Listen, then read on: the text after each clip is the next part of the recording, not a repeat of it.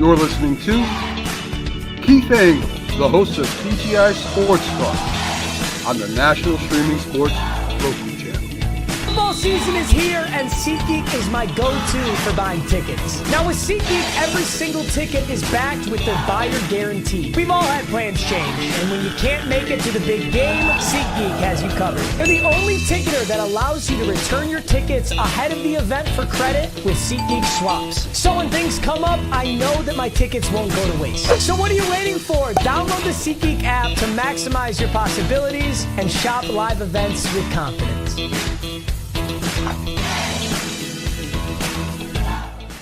Good evening, everybody.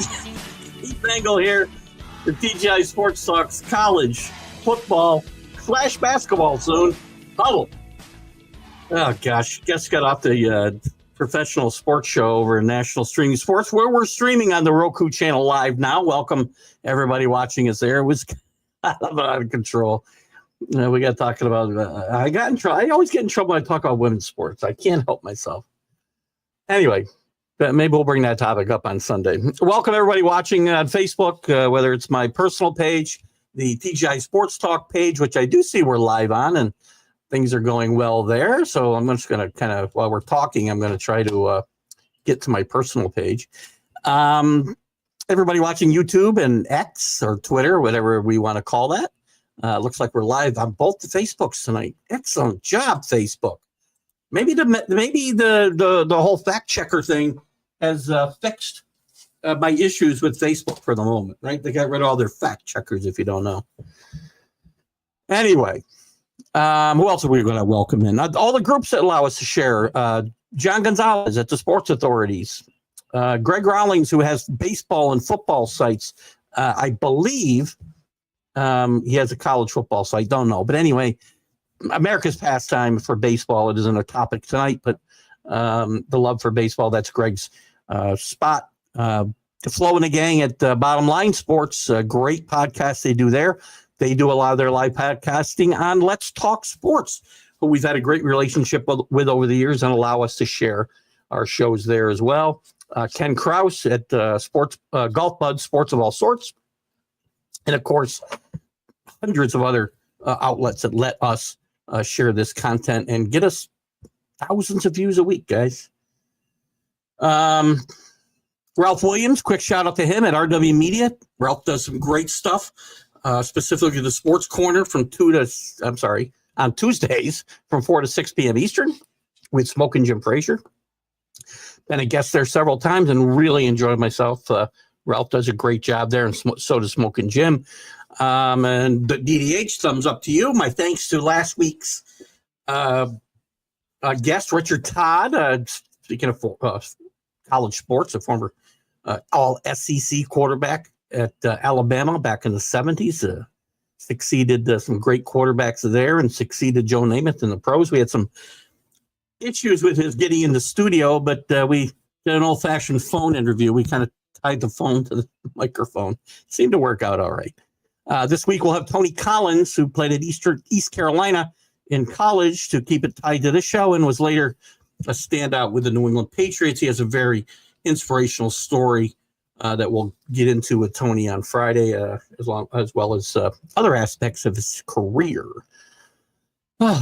Anyway, we had a lot going on in football, guys. The quarterfinals. We haven't had a chance to talk about on this show, or did we? No, they were played. No, we did last Thursday, right? We had a chance to talk about the quarterfinal games, I think. So we'll be talking. We can talk more about those. We can talk about the semifinal matchups. Notre Dame, we know where I stand on Notre Dame. Their best chance to win a national championship since 1988, and I thought that before the season, and I got my money where my mouth is. We're going to try to root home a winner here. Ohio State and Texas. Ohio State, are they the favorite here? I would say yes, based on what we've seen up till now. But Ryan Day's been known to lay an egg here and there or everywhere. I mean, you got three. It's funny. You got three, maybe four coaches. I guess I put Scorsese in there too. You've got four coaches with something to prove. James Franklin, who really can't beat anybody of consequence, really hasn't in this tournament. Sorry, he beat Boise State. It's a good football team. I don't mean him any disrespect. Beat an SMU team that was overmatched in round one. I liked SMU, but still. I don't think the monkey's off Franklin's back. If he beats Notre Dame, maybe it is. Ryan Day's got a monkey on his back. We know that. Keeps losing to Michigan. Doesn't win the big championship.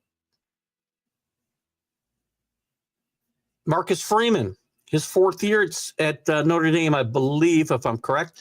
You know, he's had some growing pains over the years, but he's grown into a really good football coach. And losing to Northern Illinois this year helped this team, I believe. But he's still got to win a big game. Notre Dame, you need to win. I know they haven't won in a generation. 36 years, to be exact. Hard to believe. Marcus Freeman needs to win. And I would say Scarsazian's got the same issue. Danny Fuller out on the West Coast. Hope you're safe. Our thoughts and prayers are with everybody out west with these just explosive, literally fires and 80-mile-an-hour wind gusts. And, you know, guys, don't watch the news and think that this is only affecting movie stars and who cares, right? It affects real people, too. Real people. Movie stars and TV stars, they're all real people. We're all real people. Not everybody, you know, who's in the path of this is, you know, got the wherewithal to survive it financially. And it's really sad. So hopefully, Danny, you're not in the path of this or anybody you know. I hope all your people are safe. Hello, Rick. How are you, buddy? Chaos did rule a little bit. I don't know what was going on, but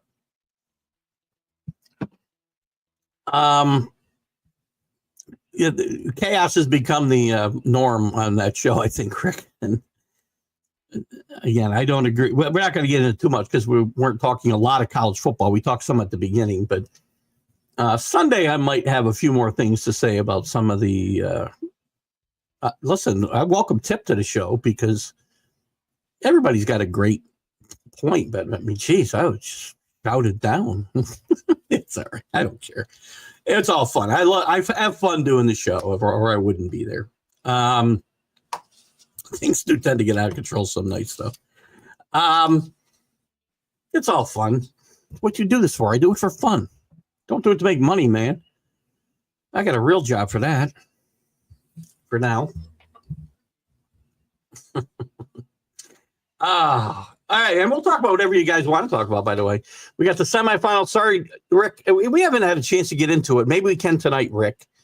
Your Georgia team losing in the quarters. You haven't spoken up a lot. I don't know if you're surprised. I don't think you would be. I mean, playing with a backup quarterback, I mean, people talked him up that whole week. And again, I think he was overmatched. But this team was not a vintage Georgia team anyway. And they played very inconsistently all year, even with Carson Beck. I don't think Carson Beck makes a difference in this game. I really don't. Georgia made some mistakes, some on the quarterback, some on the special teams. So, again, things you're not used to seeing Georgia, mistakes you're used to seeing Georgia teams make. But, you know, the talent isn't quite there. There's no great teams here.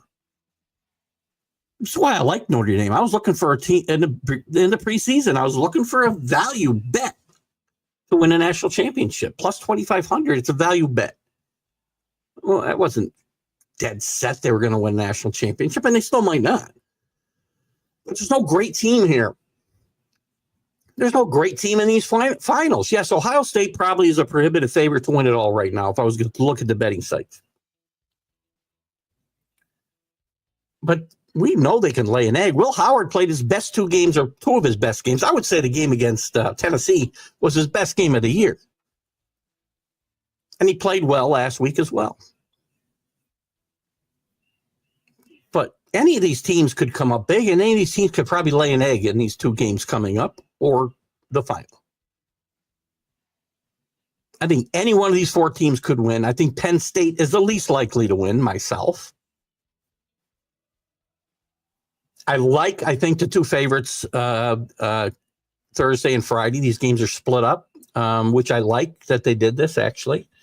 I I hope the games are listed as 7:30 starts. I hope they are. I like Notre Dame, 1.5-point favorite. And right now, as we speak today, I like Ohio State 5.5 as well. Maybe the over in that game. I don't know. Or maybe I don't bet it at all. I got 6 bets to make between those 2 games in the playoffs. If I only bet one game, then I got to bet 5 out of the 6 playoff games. I'm not sure I'm willing to do that. Ohio State's the best team remaining on paper, without a doubt. But it's OSU, Notre Dame in the finals. I agree. I think that'd be a great matchup for TV. This Ohio State, and there's Ed from Columbus. We'll get his thoughts in a second. This Ohio State team is look at it's a $20 million investment here. You can say they're peaking at the right time. Things could have got ugly, and I don't know if we've had Ed on the show since we started these playoffs, but we knew they had to get off to a good start against Tennessee at home, or lose the crowd and maybe lose the game. And they came out of there roaring, and they've been roaring since. Eddie Munster, a.k.a. Ted Cruz, bet J.D. Vance that Texas would beat Ohio State by 14. They lose again. They lost the election. Now they're going to lose this bet. Bad bet, Ted. I think it's CRUZ, by the way. Just, we don't want to, insult the distinguished senator from Texas. Hello, James Martin. How are you, buddy? James, Rick thought there's a lot of chaos in the last show. A little bit. James likes Notre Dame over Penn State and Ohio State to beat Texas. Ohio State is rising. I don't disagree. It's interesting, too. We talked about it, or I got a point in quickly. But, if we were still working under the old system, 4 teams, Ohio State wouldn't even be in this playoff. They wouldn't have made it. But they're playing the best football. And I've also heard a narrative, too, that I find interesting. And I don't know if I buy it. I talked about it a little bit on the Sunday Stream of Consciousness, and maybe last Thursday when we did the college football show on Thursday afternoon the last couple of weeks because of the holidays. There's a narrative that, getting a bye wasn't helpful, and you're better off playing. And first of all, we need more conclusive evidence, right? And I don't think we can really tell if that's the case until we get the seeding straightened out. Because remember, 3 of the teams that got byes were the lower ranked teams. So they got beat by higher ranked teams, even though they got the byes. Boise State, Arizona State, and somebody else's. Who was the 4th one? Who was the 3rd one? Oh, no, that was Oregon getting beat by Ohio State. Sorry, I was wrong here. But still, if you were just going by the rankings, Arizona State and Boise State would not have gotten byes. So you have to take that into consideration. And I guarantee there's not a college football coach in the country that wouldn't take the bye and not play over playing an extra game. They're not going to do it. Hello, Paul Spada. How are you?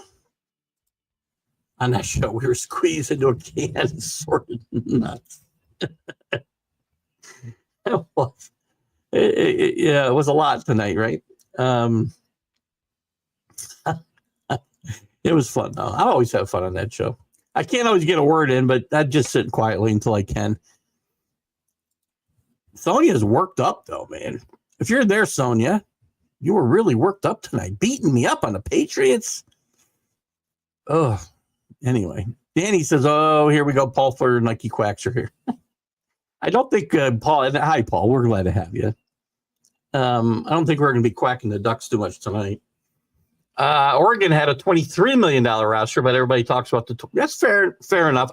Quite frankly, I don't know what their roster was. I'll take you at your word, Ed.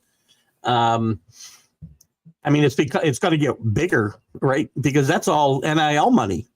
This is before they have their pay for play money to spend this coming year, which is an extra, $20 million, but not for just football. It's for the entire sports programs, but you know that whatever, 15 million of that's going to go to football. So that's a good point. And listen, they're all getting paid. They're all got high rosters. Riley Leonard didn't get nothing.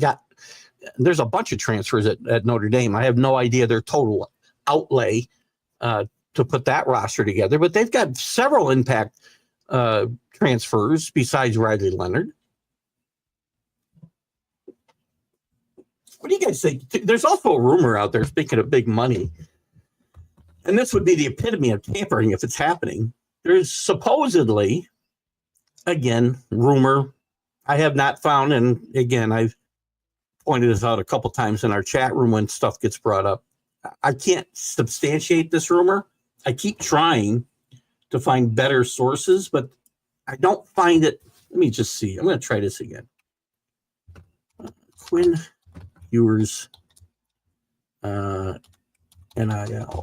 Let's just see if there's anything on a reliable source.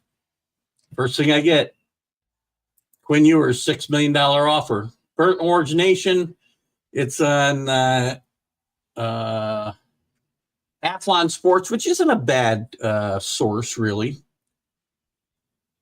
Sports Illustrated has talked about it. MSN has talked about it. The Sporting News is talking about it. Okay, so there's some credible sources here that Quinn Ewers has supposedly had a mystery team offer him $6 million to transfer and stay in school, not go to the pros, which he'd probably be stupid not to.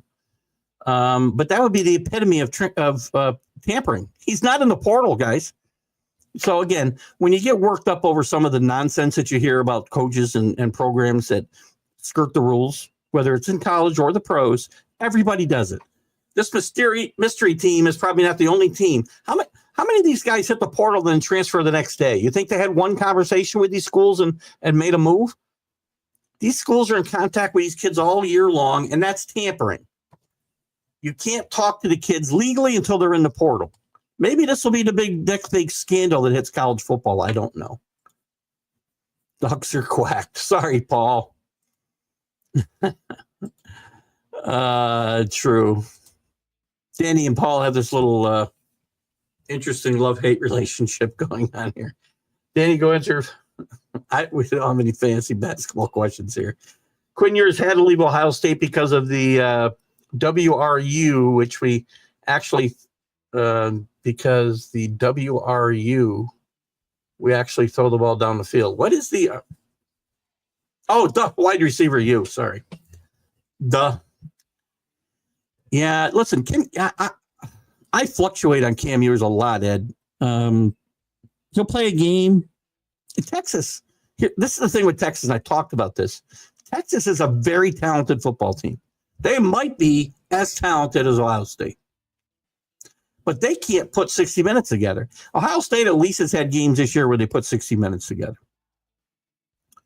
They did it 2 games in the playoffs, I would say. They had some inconsistencies, but in the regular season, but they still, again, they were Will Howard away from sliding a second earlier to probably or possibly kicking a field goal to win that Oregon game. And then the Michigan game, there's just, there's no excuse. But Texas, I've watched a lot of their games this year, and I have not seen that team put 60 minutes together yet. Quinn Ewers, even against Arizona State, I watched him play, and I thought, he looks really good. And then he just disappears for like quarters at a time. And then I think, this guy's not an NFL prospect. He's going to be a 5th-round draft pick. Then he throws a pass, and again, they got behind the wide receivers. He did a great job in that overtime, getting them to score on that 4th down. The guy got behind the wide receivers, or the defensive backs. I'm not sure how that happens, but let's call it a good scheme. I'll give them credit. They won the game. But Cam Ewers, I do not think is anywhere near being one of the best college quarterbacks this year. And again, I don't get all wrapped up in in next level. Unless the conversation is about who will be a good pro quarterback. If we're just talking about college quarterbacks, I kind of agree that even in that conversation, I think Texas' best quarterback is sitting on the bench. But your own quarterback too has shown some inconsistencies this year as well, and I don't think you'll disagree with that. Maybe you will. I liked Will Howard coming in here. I thought he's a great fit for this program. I liked the way he carried himself, but he was really inconsistent. And I know he doesn't get the chatter that Cam Ewers does, but Will Howard was very inconsistent. But he played probably arguably his best 2 games in a row for sure. And I think the Tennessee game might have been his best game of the year. Ed, you probably have seen that team play more complete games than I have this year. So I'd love to hear your opinion. And again, as we discuss these guys on this show, unless I have a segment later on after the season's over, we may talk about pro prospects. I'm not talking about that now. I'm just talking about college quarterbacks, right? You can be a great college quarterback, and don't tell me you weren't a great college quarterback because you didn't make it in the pros. We have this argument all the time. One has nothing to do with the other. I think it almost came up when we were talking about, who were we talking about, James? We were talking about some college at the beginning. Ironically, we're talking about college football on the professional sports show, which actually isn't a misnomer anymore. It actually fits. Who are we talking about? Because Max started to say he won't be a good pro, and I was going to chime in that it wasn't relevant to the question. I can't remember who we were talking about. Nussmeier. Again, I think Cam Ewers is really probably no better than Nussmeier at LSU. Both quarterbacks who will show a little something, but then kind of take it away. They're not consistent. Well, Howard is really good. I like the Milan. As long as he doesn't make a mistake, Buckeyes can't lose. Well, again, this is what I'm saying. Will Howard and that offense specifically have been a little up and down in that mistake. Yeah, that's how you lose games, right? You don't lose games if you're at Ohio State.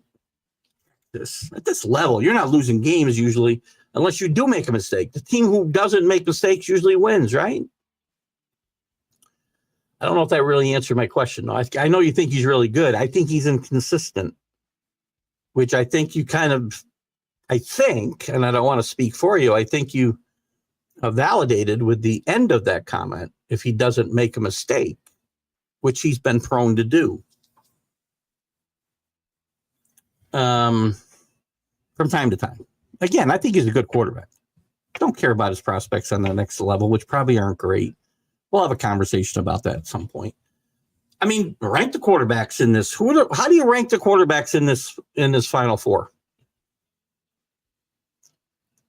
I'm going to have a hard time not putting Will Howard first. I love Riley Leonard. I love what he does with his legs.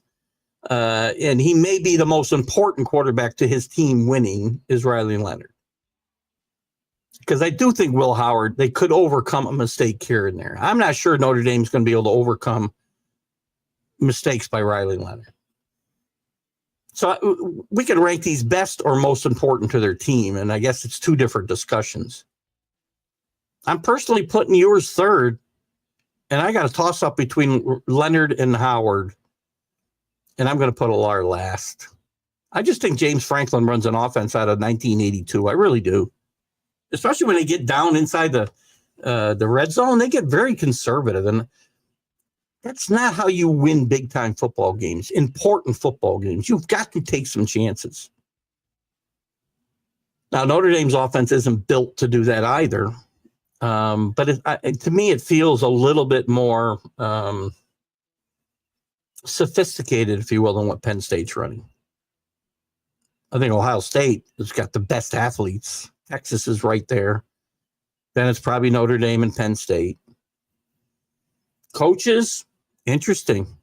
That's an interesting conversation. How do you rank the coaches?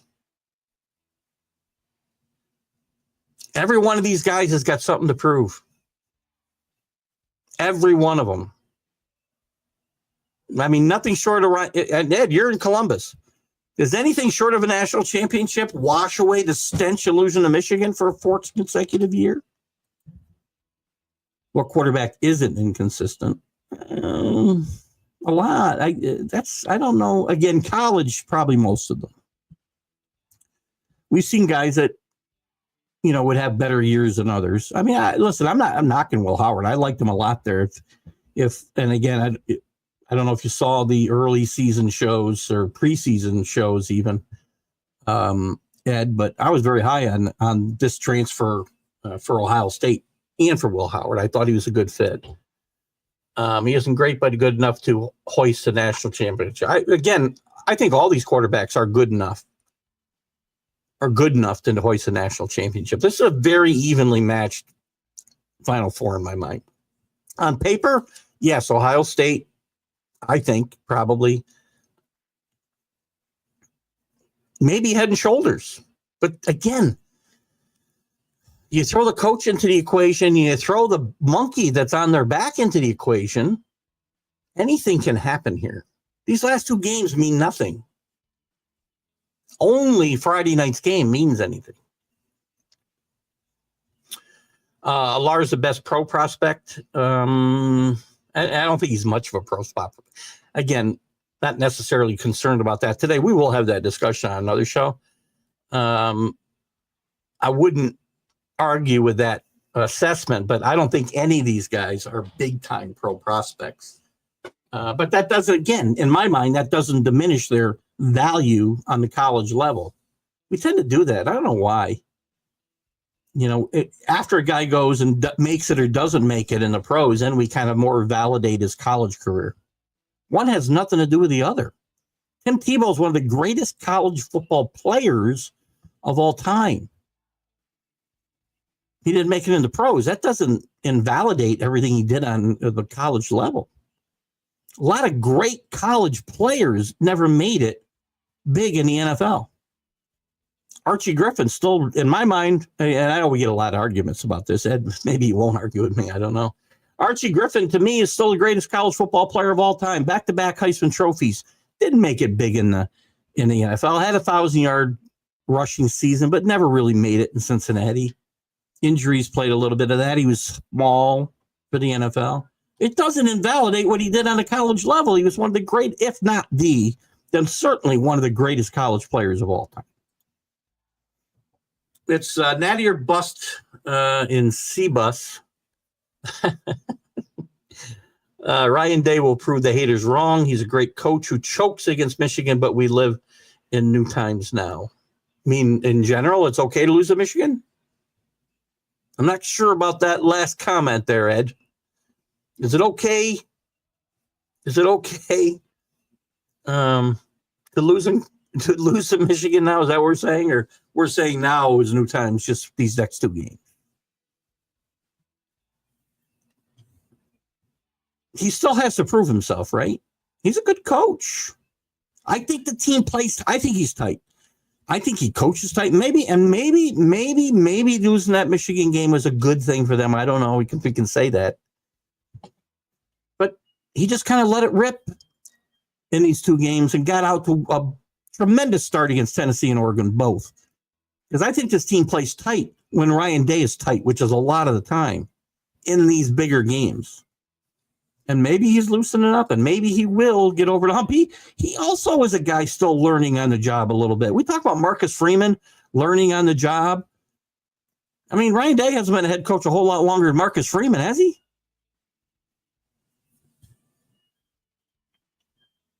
Yeah, agreed.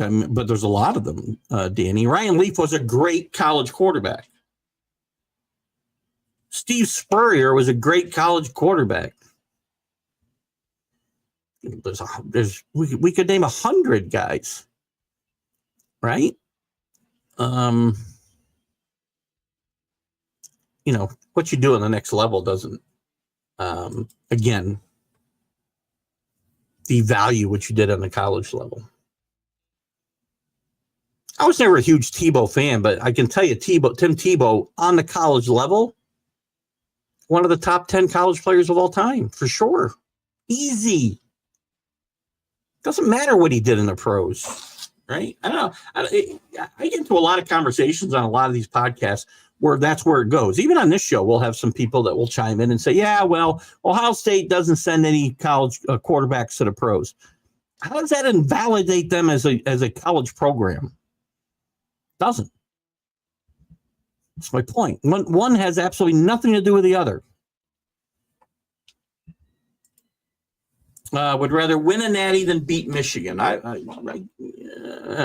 probably will. I do think, obviously, winning a national championship, even with the old timers like myself, Ed, I'm not an Ohio State fan, but I do understand the hate in these rivalries very well after watching them for 50 plus years. I'm old. 65th year. How did I get here? Where is it going with this? Oh, a lot of them, I think a national championship will wash away a little of that stench, Ed. But I think if they lose to Texas, I think Ryan Day may get out in front of the posse. Let me ask you this. I will ask you this, Ed. Again, you're closer to the situation, so we'll take your opinion here, Ed in Columbus.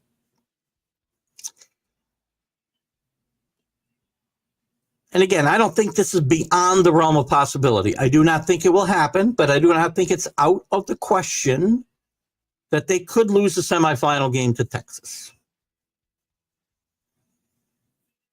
Let's just say if they peaked and they come out flat, whatever, they lose. I think Ryan Day might get out in front of the posse.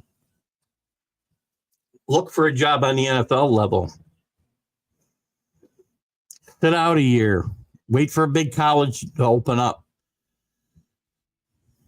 Or wait for the NFL. Or go be a coordinator in the NFL. I don't know. Whatever it's going to take for Ryan Day. I have a feeling, and again, I don't know what his contract is and what kind of money he risks. That all plays into it, right?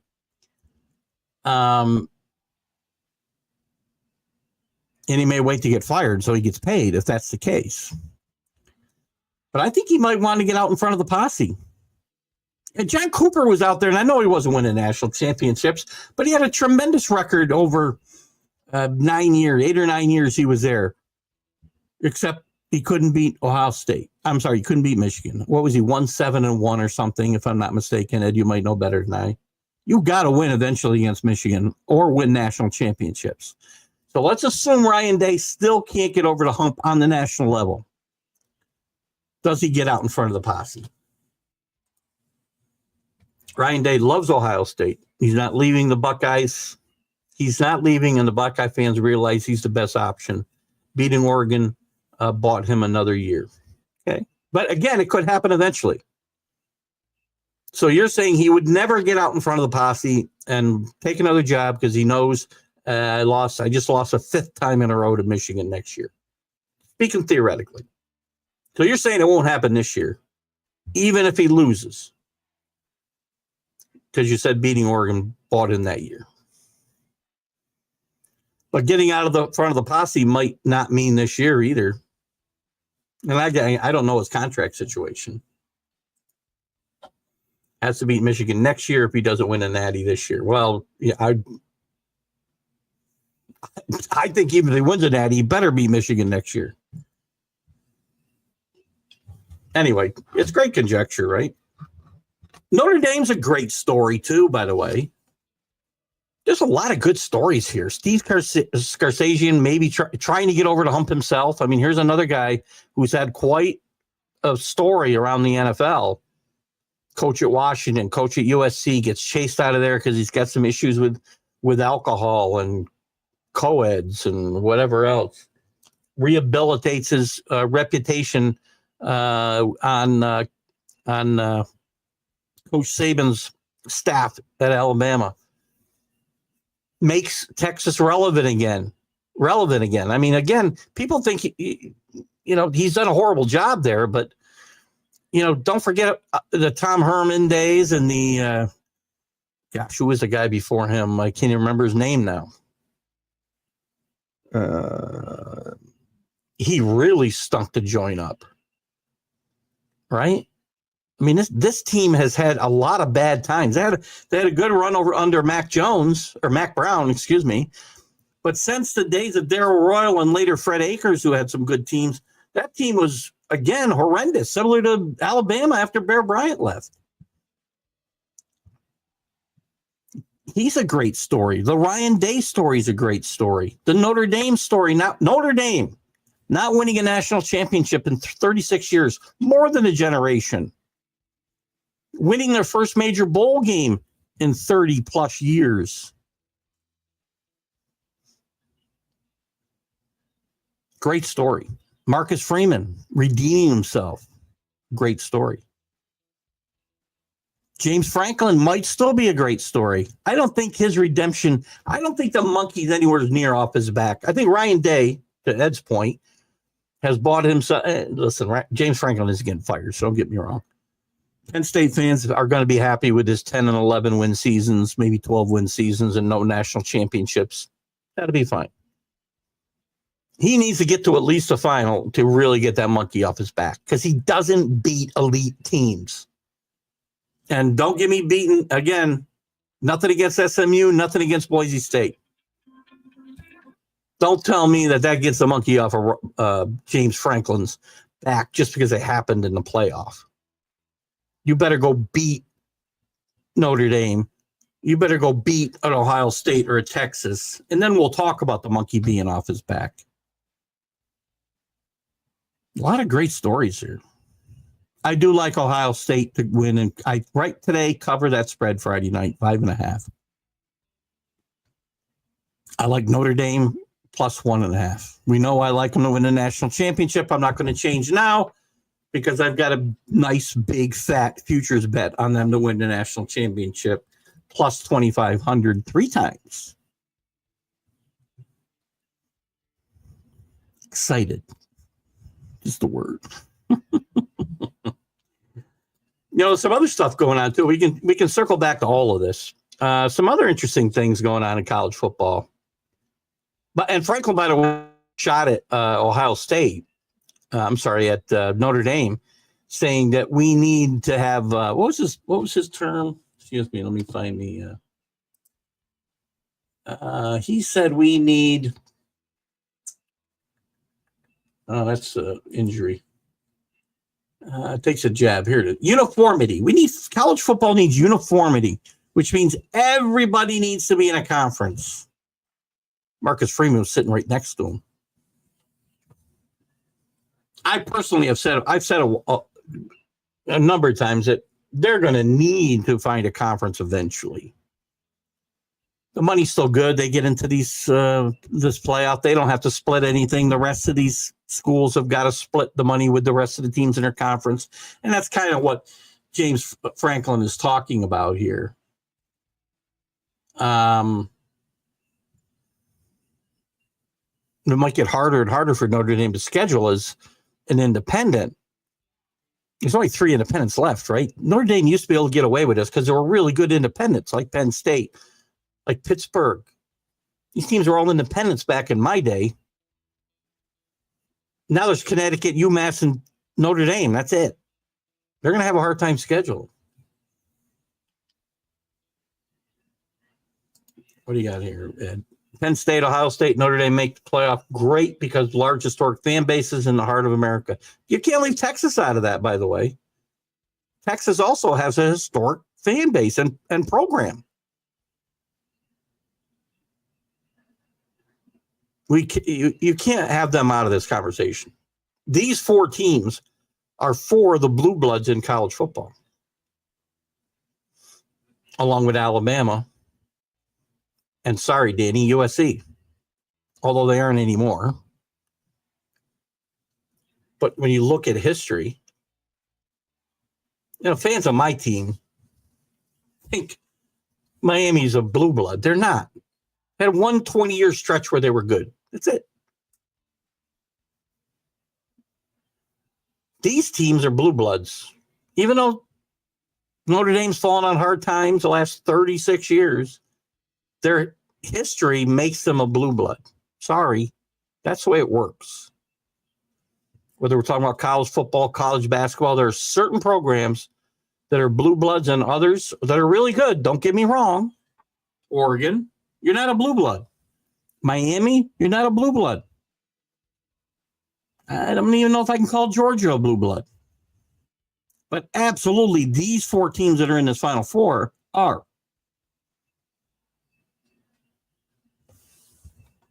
Guess we could put Michigan in there. The only reason I left Texas that was I wanted to point out I got you. Okay.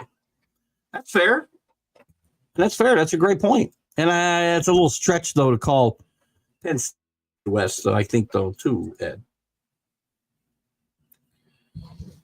But we don't, I mean, the conferences don't pay any attention to geography. I don't think we have to here either, probably, right?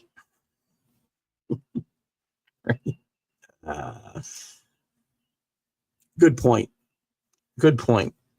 Some other stories going around college football. Sorry, I just had to laugh. I mean, I thought this was a bad rumor, but it appears to be true that Tom Brady, on behalf of the team he owns 10% of, the Oakland Raiders,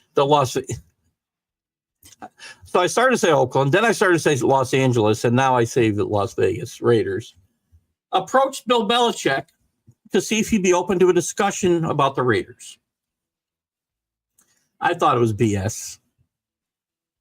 And again, when I see these rumors and I do some research, I call them BS until I find them in credible sources. And credible sources are saying that conversation happened and Belichick said, no, thank you. But it just shows you that his tiny little buyout, it's only $10 million if he leaves before June 1st next year. But if he decides to come back in a year, it's only $1 million buyout. That's nothing today. $10 million is really nothing today. I read an article about this topic, and they were talking about, well, there's the hurdle of a $10 million buyout. What if some NFL team wanted any college coach, $10 million would not be any kind of hurdle to bringing that guy in. Bill Belichick signed a contract that is very favorable for him to jump out of North Carolina at any point, including before they play a game. And then after June 1st or July 1st, I think it's July 1st, next year, it's only $1 million. Don't bet the farm on Bill Belichick being in Chapel Hill for 3 years. They're already knocking on his door a little bit, and he's kept that door wide open. I said when he signed, he left the NFL door wide open. Belichick, like Thornton Mel. Rodney Dangerfield wants to go back to school. You know what? I think he wanted to go back to school when he found out he wasn't going to get an NFL job. I was probably surprised when Tommy knocked on his door or rang him.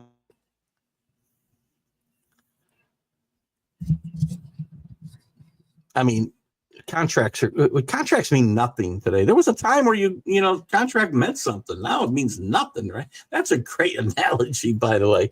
Back to school.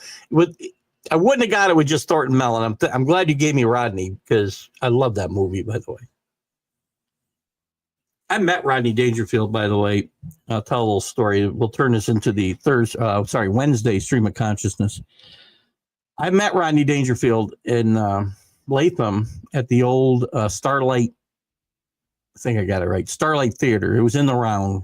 If you don't know what in the Round is, if you're a youngster, the stage revolves, and Starlight Theater wasn't a big theater. Very comfy, very cozy. I saw Gallagher there. I saw Wayne Newton there. Yes, Wayne Newton. That's a great show, actually. This back in the 80s. But I saw Rodney Dangerfield there in the 80s as well. Very funny. Met him backstage because I had a friend who worked there. I'll leave him nameless to protect the innocent. But I met Rodney. Rodney is like the biggest coke fiend you've ever seen in your life. I swear to God. That whole jittery thing, I think there was a reason for a lot of that. Just throw that out there. Very funny man, though. Very funny in that movie, particularly. Thank you for that. Thank you for putting that reference out there, Ed from Columbus. Ed in Columbus, sorry. What else is going on? We got to stop getting on these players for opting out too. I know the bowl games. By the way, I'm the most shocked guy in the world, but because I keep saying get rid of these bowl games. The viewership for most of the bowl games this year up 20-30%. One of the bowl games, I can't remember which one. Might have been Miami. It might have been the Pop-Tart Bowl. Outdrew one of the college football playoff games the first weekend. I say we don't need them. And maybe we probably don't need as many, but I guess maybe people still care more than I do. But people need to stop getting worried about the opt-outs, right? I mean, the coaches leave and don't coach. Cam Ward is a great example. So I want to stick up for the Cam Ward for a second. Cam Ward took a lot of abuse for playing in the Pop-Tart Bowl. I have a hard time even freaking saying a Pop-Tart Bowl. He took a lot of abuse for playing in that game and then pulling himself at halftime. For a week. And Marco Cristobal and the school kind of let him hang there. I guess it wasn't quite a week, but it was a number of days afterwards. So that night, during the game, social media is beating the crap out of Cam Ward for quitting on his team.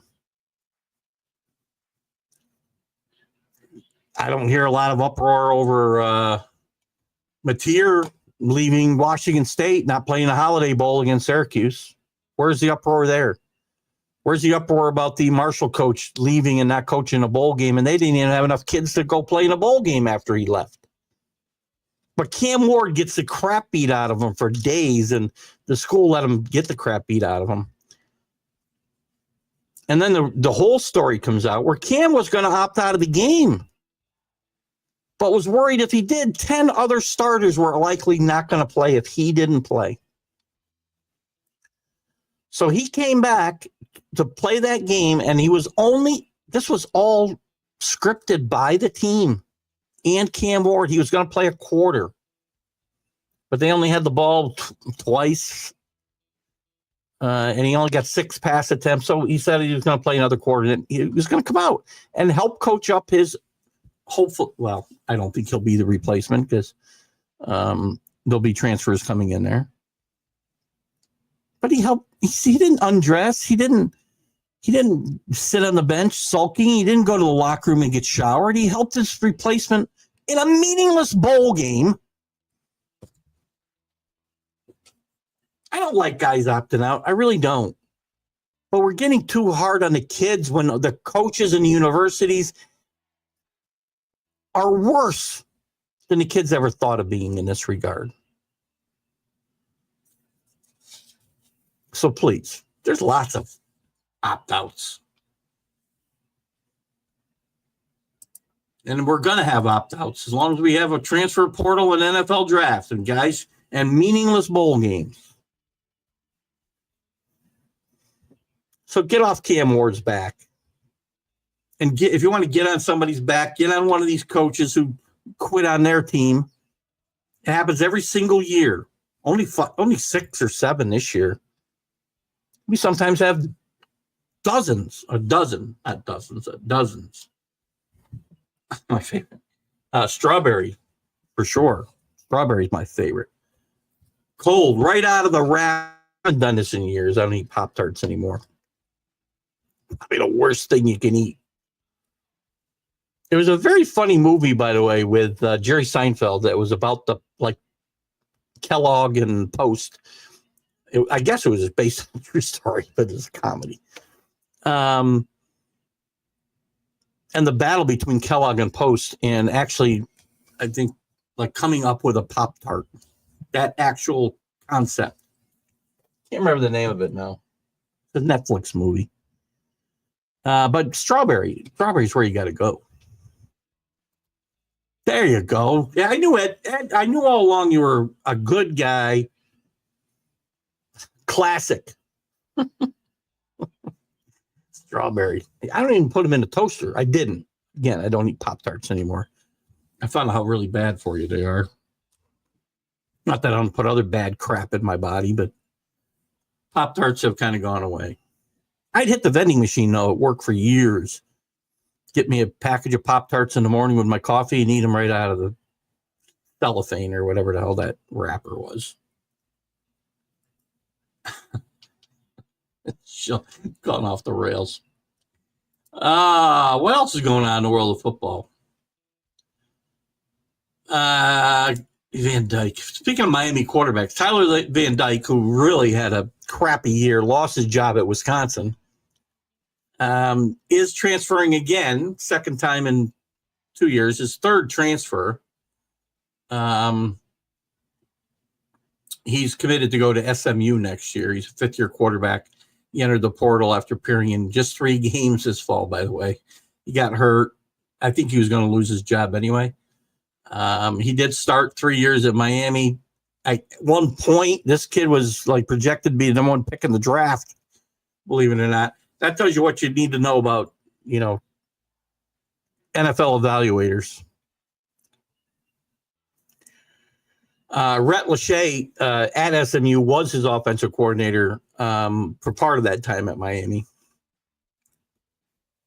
And actually, I think, if I'm not mistaken, he might have had his best year when Lachey was there. So when you watch this SMU offense this year, though, this year, I don't see where Tyler Van Dyke really fits that type of offense, but we'll see. What else is going on? What? More transfers. Really nothing to talk about other than that. We may not go till 8:30 today unless you guys have things to really bring up, because I've given you my my take on the games. We'll take a quick look at college basketball before we go, but these games are going to be interesting, and then we're going to have probably 8-9 days off until we have the championship game, which I believe is Monday, the 20th, is that right? Monday the 20th, I believe, would be the championship game, unless I'm wrong. We'll see whether weather impacts the Cotton Bowl Friday night, not playing the game because it's inside, but getting people safely to and from. They supposedly have some contingencies, so we'll see what happens. It's winter, but polar vortexes are a real thing apparently now. When I was a kid, we just had weather. We had spring, we had summer, we had fall, and we had winter. And sometimes there were harsh winters, and sometimes there weren't. And sometimes there was hot summers, and sometimes there weren't. But now there's polar vortexes, and there's what's the other thing? The bomb cyclones. And can we just have weather now? What would I change about the playoff? At the risk of getting myself sued again, Ed, I would do. This is not my model. I've stolen this, but it's been talked about for years. And when I first brought it up about 4 years ago, I've been threatened to be sued by a guy who wrote a book, and his mom bought it because he still lives in her basement, I'm pretty sure. Basement Bob. I can't remember his name. I probably got some legal papers to cease and desist here, which I didn't do, talking about it, because he's the only guy. It's his intellectual property, apparently. But I don't believe it is, because I've heard it talked about dozens of times. Anyway, it's well known, not by you apparently, but you're going to hear it now, that I would have a 16-team playoff where all 10, it's only 10 conferences in college football, not like basketball where there's 30 plus or whatever, close to it. All 10 conference winners get in. No conference championship games. Regular season champions get 10 automatic berths. 6 at-large teams. Now, this will never happen because the SEC and the Big Ten will never go for this. Notre Dame would probably never vote for this, right? That's what I would do. Now I have a true national championship and everybody's got a chance. Do you think that, and you're going to say, well, how is, hang on one second. Let me throw a couple of names out there because I want to just look at a couple of the, oops, I went to the wrong thing here. Hold on. How would you expect Army to be able to compete with Georgia or Notre Dame? Well, we saw them give Notre Dame not much of a hard time, right? How would you expect Jacksonville State to be able to match up with Ohio State? Well, would the games be any worse than what we saw in the first round this year? Would they be any worse than most of the games we saw even in the 4-team playoff, where 21 out of the 30, if I saw this right, 21 out of the 30 games that were played during the 4-team era of the playoff were decided by 14 or more points, and some of them by a lot more than that, by teams that were thought to be the best 4 teams in the country most years. I'd rather see an underdog have to take a shot. Maybe an underdog wins a game here or there, like the NCAA basketball tournament. That's what I'd like it. We had some discussion on the show a couple of weeks ago where we talked that maybe 32 teams should go or 64, and it wouldn't have that many weeks. I mean, you could do away with the conference championship games and play another 2 rounds of whatever. I mean, again, you got to stop it somewhere. I don't think 64 works. I really don't think 32 works. But I don't like this 12. And the other thing, if I have to stay with 12, Ed, we don't rank them and then seed them. It's one or the other. Forget about giving the buys. If you're going to have 12, forget about giving the buys to the conference champions. Because Arizona State, yes, I think they belonged in the tournament. Boise State, I think they belonged in the playoff. I don't think they deserve buys. Rank them 1 through 12 and give the top 4 teams the buys. Or make it 16 so we don't need buys. Do you think they should change the conference championship? Yeah, well, that's what I was just talking about. Yes, I do. If we're going to keep this format of 12, absolutely 100%. Again, I think Arizona State belongs in, and you can give the conference champions automatic berths. I'm fine with that. But don't give them the buys. I mean, it gets confusing when the rankings, I mean, theoretically, Oregon, and you can agree with me or anybody, Oregon and Ohio State belonged on opposite sides of that bracket. To me, they were the best 2 teams coming into this playoff in the country. Georgia fans probably have an argument, maybe, but I'm putting them on opposite sides of the bracket.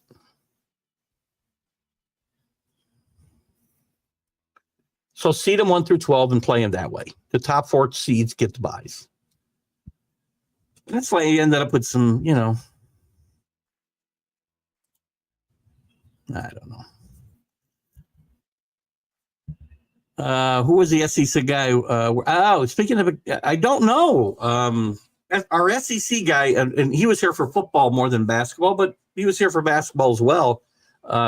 John DeLon. And I don't know.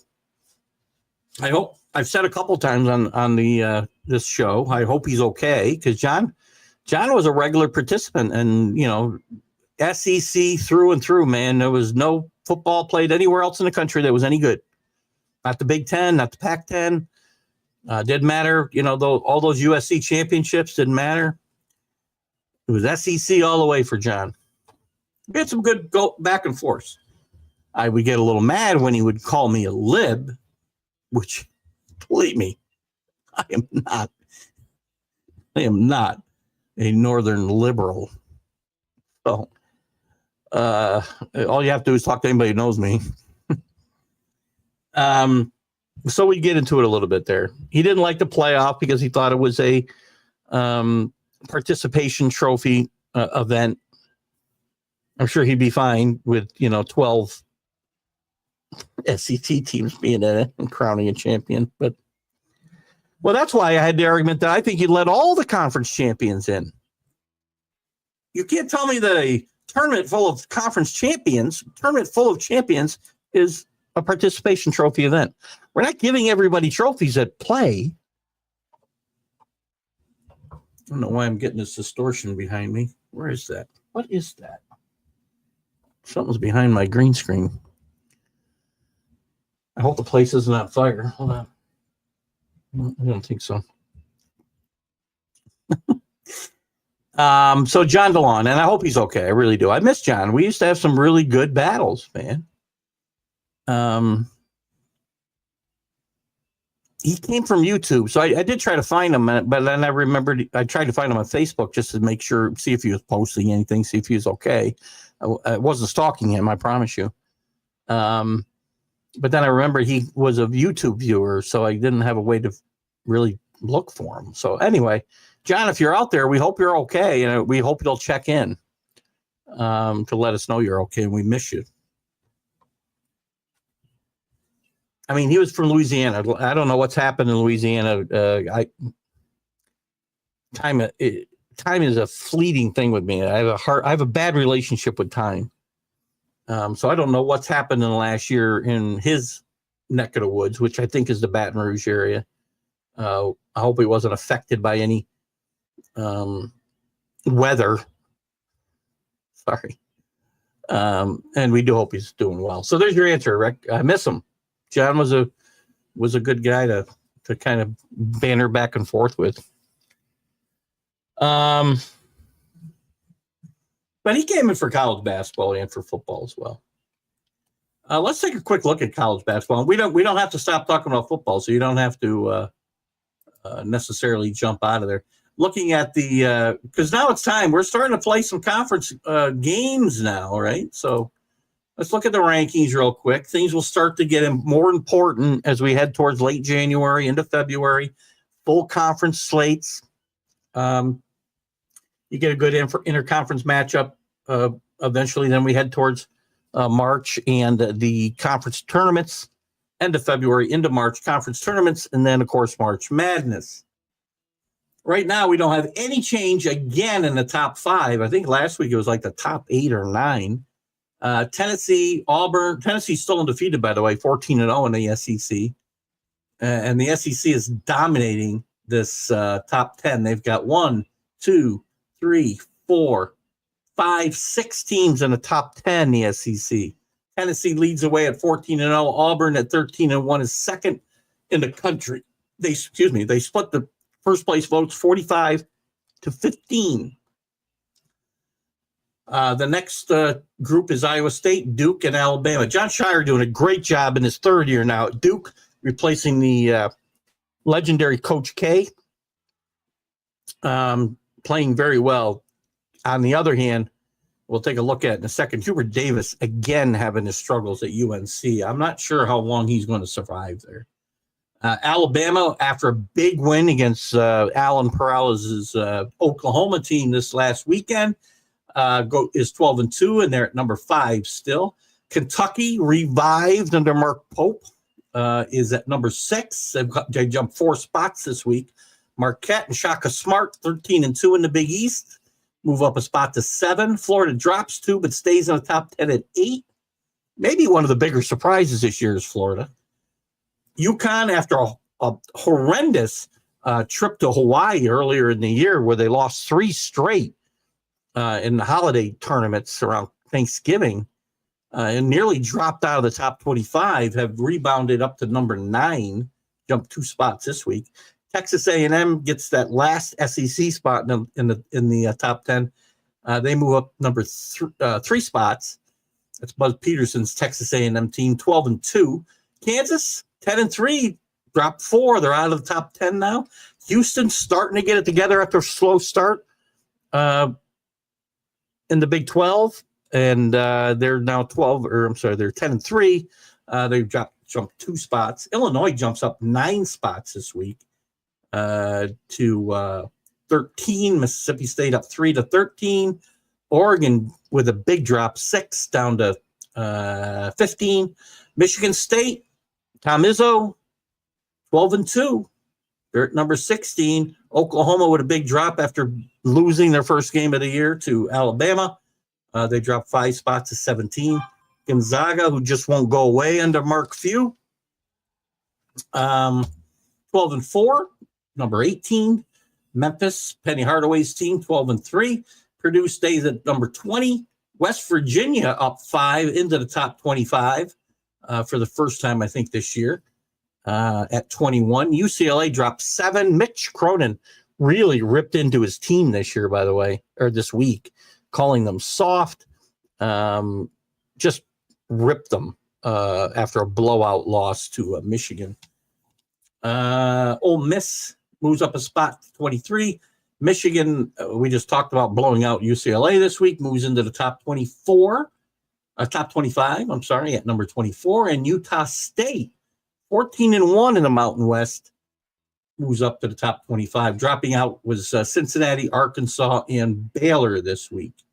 Arkansas, of course, now coached by John Calipari. What do you got here? Wish more teams played like those Razorback teams in the 90s, 40 minutes of hell, right? I mean, you get a little bit of that with Rick Pitino teams. I think John Calipari teams, who's ironically the coach of the Razorbacks now. I think you get a little bit of that, especially Pitino. He presses all up and down the court. So I think you get a little bit of that, but it doesn't feel like it has the intensity of those Razorback teams.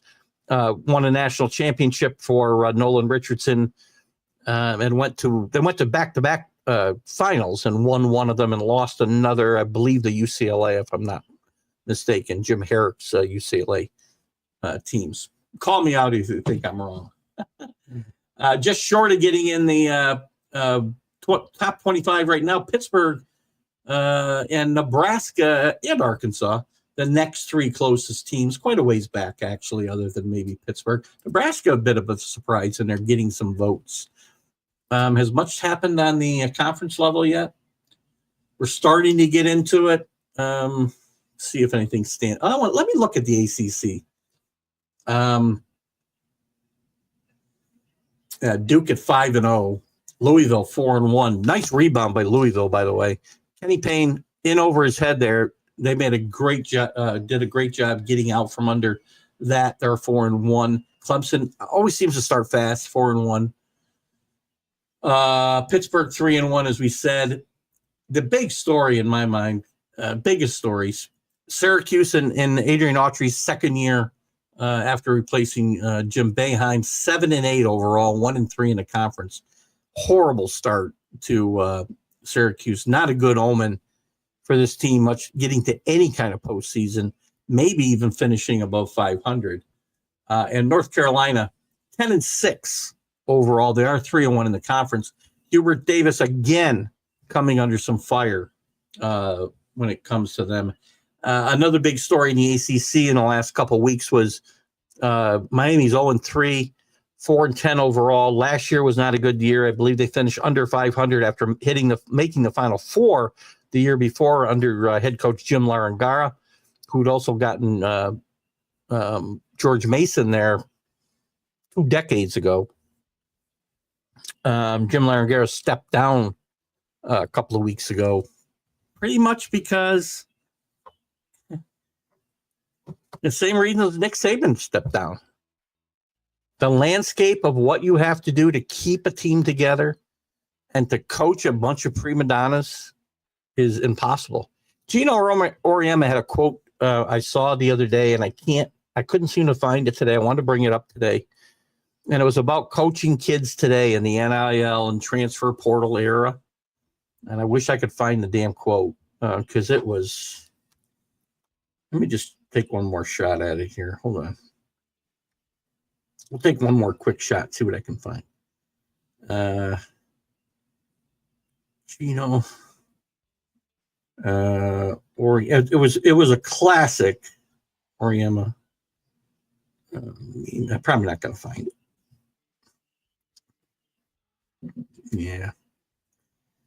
Gino Auriemma. I can't believe I'm going to find it here. No. He had a great line, though, about what it's like to coach the kids today. Kids who feel entitled, pretty much, and don't want to give back. I'm paraphrasing badly, but could we get a Final Four like 1985 with 3 teams from the same conference this year? Well, if the SEC goes, I think any year, and it's going to depend on the brackets and how they get seeded, right? But if you want to look at Final Four candidates from the same conference, we'll have to start in the SEC, right? We've got 6 teams in the top 10.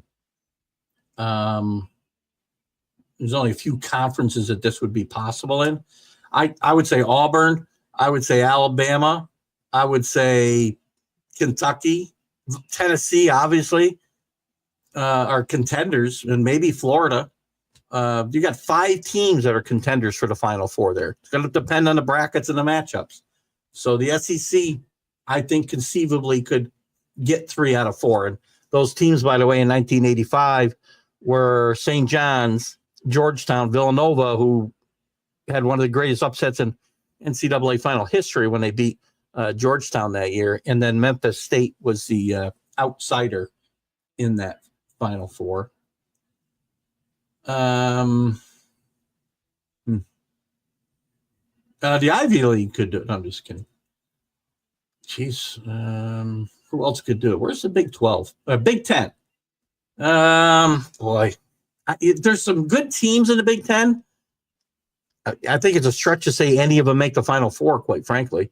I don't really know how good Michigan or Michigan State really is. We'll find out. They're getting into conference play right now, and maybe they separate themselves a little bit. You got to remember UCLA's in that league now. Oregon's in that league, both ranked. I don't see it happen in the Big 10. Big East, I don't think so either. Marquette, UConn, St. John's are the best teams there. Villanova's starting to bounce back a little bit, 10-5, 3-1 in the conference. Georgetown, nice story. We know how bad they've been. Now they're 12-3, 3-1 in the conference. Good start. Big 12, there's a contender for this honor, I think, Ed. Iowa State's really good. Houston, Calvin Sampson is a great coach. He's been there before. Can't count them out. They're at number 12 right now. Kansas is always going to be a player. It's funny. This league is probably not looking as strong as it usually has. It's Gonzaga, and Gonzaga's not playing in this league yet. So they're going to be heading to this league as a basketball member only. So I think right now the SEC has a shot. And let's look at the ACC. Duke. I really don't see Louisville being there. I don't see the ACC being strong enough to do this either. You're going to need some upsets. Now, remember, Georgetown and St. John's were very highly ranked that year, so that wasn't a surprise. But Villanova was a very low-seeded team, one of the last at-larges to get in. So I really don't think. I think if there's going to be a league that can do it, it's the SEC, and there's a reasonable chance it can happen. You need a lot of good things, right? A lot of really good things got to happen, I think, to allow for that. Though that's a great question, Ed, and I think it's the only time that's ever happened, right? And there's a reason for that. It's not easy to do, but as these conferences get more and more teams in, I mean, right now. I mean, we've already got bracketology here. I mean, right now they would have a boatload of teams in. Let's see. Right now, let's see what this is. Joe Lenardi. We'll be talking a lot about this. Right now, his projections has 13 SEC teams in the tournament. 13. That would definitely be a record. The Big 10, 11, Big 12, 8, ACC, 5, Big East, only 3, Mountain West, 2, A10, 2. Interesting, huh? I love getting into this bracketology stuff. We won't break this down too much, but because we've barely started conference play, right? So we'll look at the bubble teams. We'll look at all this stuff as the season goes on and we get more into college basketball. What else we got here tonight? Well, let's just look at the news in college basketball. I don't know if there's a whole lot to kind of to look at. We talk about Mitch Cronin ripping into his team. Boop, boop, boop, boop, boo. By the way, that win for Alabama wasn't just a victory. They trounced Oklahoma. Florida just lost this week, too. Duke, we talked about John Shire doing well. He missed the game against SMU this week due to an illness. He'll be back on the sideline, I believe, for their next game. We talked about a little bit Bryce James, the youngest son of LeBron. I think it's his youngest son, his last son, has committed to Arizona. Let's not ruin him too, LeBron and NBA people who want to just, manipulate and there's a word I want to use. Just use a kid for his name. And that's what they did to Bronny. We'll never know. And I know I have this argument with you guys all the time. Some of you guys. I will still argue. I wasn't going to go full show. Now it looks like we are.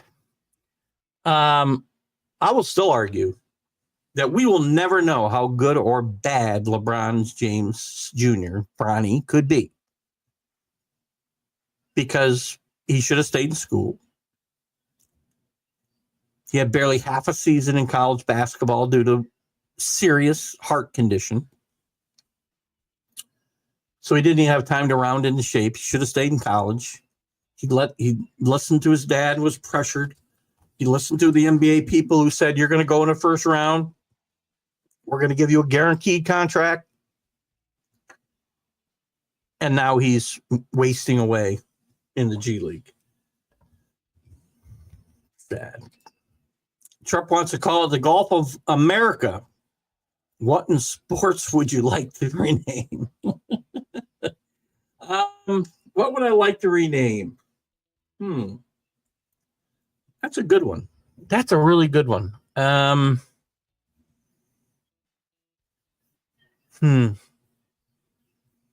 I'd like to take away the sponsor. Maybe this is a broad stroke. I'd like to take away these sponsorships from all of the major bowl games and just call them the Rose Bowl, the Cotton Bowl, the Sugar Bowl, the Orange Bowl, the Fiesta Bowl. Get rid of the corporate sponsorships. You can put them on the field, whatever, but give me my Rose Bowl back. I'd rename those by taking part of the name away. I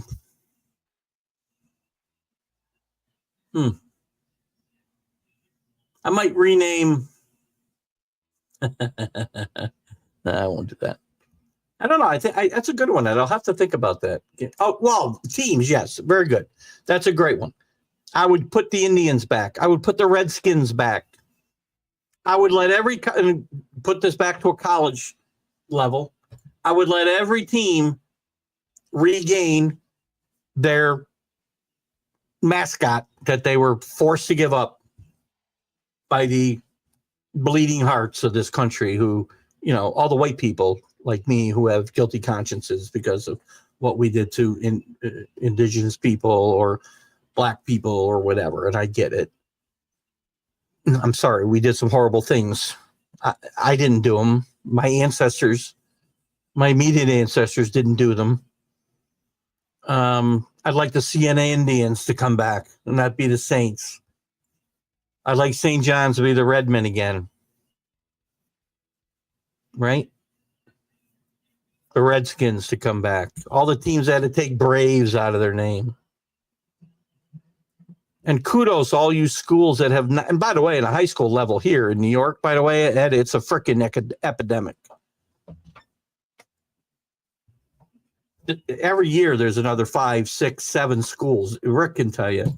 It's an epidemic of the schools here that have had to change their mascots. And I hate it. Orangemen will, I think oranges are really offended by the Orangeman name. So Syracuse is safe. I don't know if Hoya will be able to last forever. I mean, I think about some of the other names. Did they even? I don't think they even give me them in the standings, do they? Let me see something. I want to see. They do. Let's look at some of the nicknames that are in danger. Some of them are ridiculous because they don't want to offend anybody. So we got Ospreys, we got Governors, we got Dolphins. That's all right, I guess. Catamounts have been for a while. How about Black Bears? I mean, isn't that like racist in some way to other bears? I don't know. Great Danes why can't they be retrievers? Oh, we got retrievers in the same league. Now you got me off on a tangent, Ed. It's going to get me in all kinds of trouble. Good thing the fact checkers have been fired at Facebook. Nazis. Look what you did to me. Look what you did to me. 49ers. Bonnies. That's got to be offensive to like Scottish people, or who calls their people Bonnies? Scottish people? You can't even find anything. I mean, aren't patriots offensive to people who are expatriates? This is delved into the ridiculous now, right? Demon deacons. Now, that's got to be offensive, right? We can't talk about demons. Tar Heels? Some serious kind of never mind. Hurricanes. Isn't that offensive to people who have been affected by hurricanes? I do want to name Browns. Ban the name Browns, or ask Baltimore if they want a second team. Oh, that's some funny stuff. Cyclones. That's again probably Red Raiders. I don't know if Texas Tech has held on to Red Raiders. They're probably in danger. Mountaineers, Jayhawks, Cowboys has got to be offensive to somebody. Cowgirls. Oh boy, you just got me on a tangent here. What is a Hoya anyway? Maybe that isn't offensive. Pirates. Those weren't good people. Shouldn't we get rid of that name? I don't know. I'm done. It's kind of ridiculous, right? I mean, Jesus Christ. Thanks for getting me on that tangent. By the way, that's very funny, Ed. I love it. Buckeyes is offensive. It's nuts. That's a good one. All right. With that, I think we probably used up our time for today, guys. It's been a great, Ed, thank you so much for making my night. We had a good audience viewership, but not a lot of people participating in the comments. Rick and Ed did, and thank you for that. So I didn't have to talk. Danny was here for a little bit, and Paul. We thank all of you for participating. Ed specifically, who made my night and made me laugh more than once. So very appreciative. Guys, we'll see you next week. Enjoy the semifinal games tomorrow and Friday. Sunday, Friday, we have, let me turn this down just a bit. Friday, we'll have our one-on-one with Keith Engle, 9 a.m. Eastern, with Tony Collins, former East Carolina running back, and then later with the New England Patriots. Very inspirational story. Great book he's written that we'll talk about on Friday. I'm up in the air on the MLB update Friday. We'll see how that goes. Sunday, we'll have our Stream of Consciousness Zone. We'll be back here next Wednesday to talk about those semifinal games and the final. Thank you guys for tuning in. Keith Engle for TGI Sports Talks, college football/basketball huddle. We'll see you next week. Bye-bye. Football season is here, and SeatGeek is my go-to for buying tickets. Now with SeatGeek, every single ticket is backed with their buyer guarantee. We've all had plans change, and when you can't make it to the big game, SeatGeek has you covered. They're the only ticketer that allows you to return your tickets ahead of the event for credit with SeatGeek swaps. So when things come up, I know that my tickets won't go to waste. So what are you waiting for? Download the SeatGeek app to maximize your possibilities and shop live events with confidence. You're listening to Keith Engle, the host of TGI Sports Talk on the National Streaming Sports Roku channel.